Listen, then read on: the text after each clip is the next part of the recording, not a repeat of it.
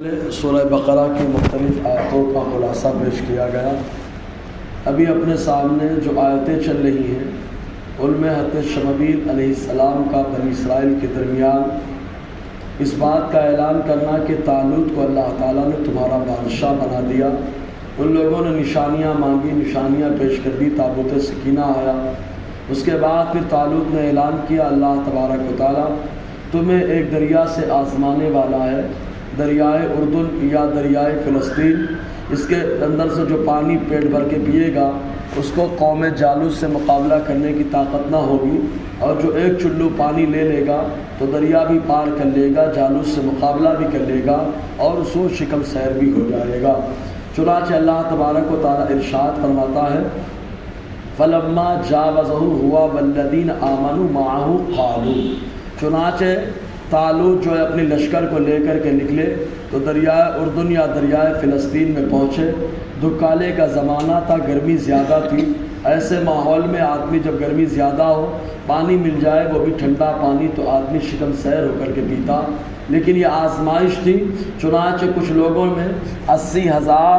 یا 3,03,313 لوگوں میں جو ہے 313 کو چھوڑ کر باقی افراد نے پیٹ بھر کر کے پانی پیا، جس کی وجہ سے ان کے ہونٹ سیاہ پڑ گئے اور پیٹ اتنا بھاری ہو گیا کہ ان کے اندر چلنے کی طاقت نہ رہی۔ چنانچہ کچھ تو دریا ہی میں رک گئے اور کچھ واپس جو ہے نا اپنے گھروں کی طرف چلے گئے، اور 313 یہ لوگ میدان کی طرف نکلے، دریا پار کیا اور جالوت کے سامنے کھڑے ہو گئے۔ جالوت نے اپنے لشکر کو سب دے رکھا تھا، بڑا لمبا تانگا جالوت تھا، قوم جبارین میں سے، قوم عمالقہ میں سے یہ تھا۔ چنانچہ اس نے اپنی لشکر کو سب دے رکھا تھا، تو یہ 313 جو ایک چلو پانی پی کر کے مقابلے کے لیے گئے تھے، اللہ نے انہیں سیراب فرمایا تو یہ دو گروہ میں بٹ گئے۔ ان میں سے کچھ وہ لوگ تھے جو مرعوب ہو گئے جالوت اور اس کے لشکر کو دیکھ کر کے، اور ان لوگوں نے کہا اے لوگوں تیار ہو جاؤ شہادت کا جام نوش کرنے کے لیے،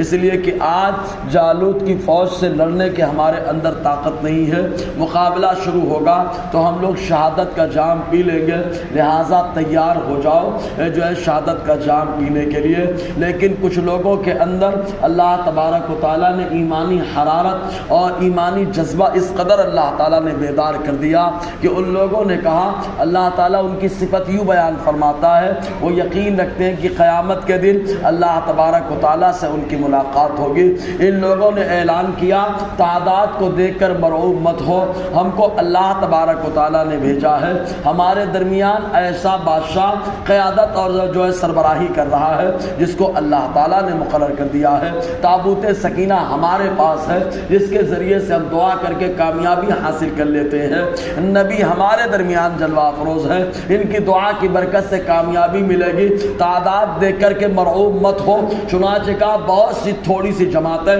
ایسی رہی ہیں جن کو اللہ تبارک و تعالیٰ نے بڑی جماعتوں پہ غلبہ عطا فرما دیا ہے۔ ان لوگوں نے جب یہ کہا تو ان کے اندر جوش پیدا ہو گیا، اور اس جوش میں آگے کیا وہ گفتگو رہے گی۔ اللہ تعالیٰ ارشاد فرماتا ہے فَلَمَّا جَاوَزَهُ هُوَ وَالَّذِينَ آمَنُوا مَعَهُ، تو جب وہ نکلے یعنی طالوت اور وہ لوگ جو ان کے ساتھ ایمان لائے حضرت شمویل پر، قالوا گئے اور جیسے ہی جالوت کے لشکر کے سامنے کھڑے ہو گئے دو گروہ میں بٹ گئے۔ ایک گروہ نے کہا لا طاقت لنا اليوم بجالوت وجنودی، نہیں ہے کوئی طاقت ہمارے لیے آج جالوت اور اس کے لشکر سے مقابلہ کرنے کی۔ قال الذين يظنون انهم ملاق اللہ،